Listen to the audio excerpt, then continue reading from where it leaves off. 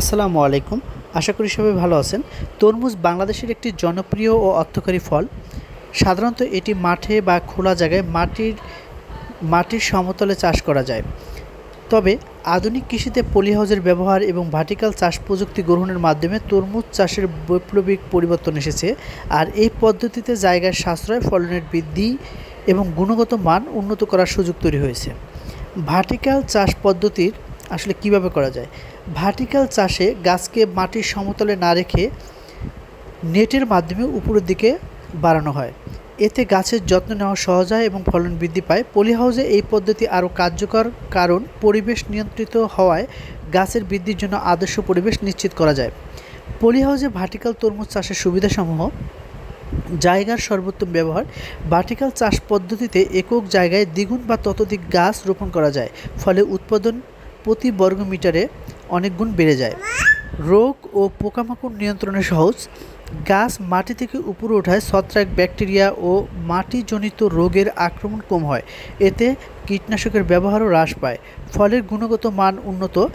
মাটিতে না পড়ে হ্যাং হয়ে থাকা ফল মসৃণ ও আকর্ষণীয় আকারের হয়। এতে ফলের বাজার মূল্য বাড়ে এবং নষ্টের হারও কমে যায়। পরিচর্যা এবং ফল সংগ্রহ সহজ।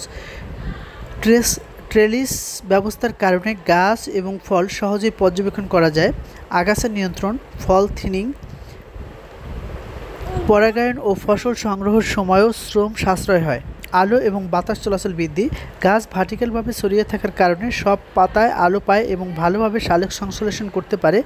একই সাথে বাতাস চলাচল বৃদ্ধি পায়, যা গাছের স্বাস্থ্যের জন্য অতি। ফলন বৃদ্ধি।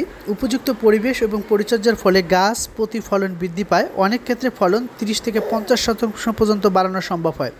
পানির ব্যবহার হ্রাস। ড্রিপ ইরিগেশন এবং মালচিং ব্যবস্থার মাধ্যমে পানি সাশ্রয় হয় এবং মাটির আর্দ্রতা নিয়ন্ত্রিত থাকে।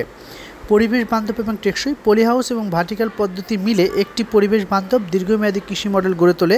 এতে কম জায়গায় অধিক উৎপাদন সম্ভব হয়, যা ভবিষ্যতে খাদ্য নিরাপত্তায় গুরুত্বপূর্ণ অবদান রাখে।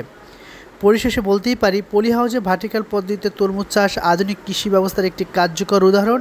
এটি শুধু উৎপাদন বৃদ্ধিই করে না, বরং খরচ হ্রাস, পরিবেশ সংরক্ষণ, কৃষকের আয় বাড়াতে সহায়ক ভূমিকা রাখে।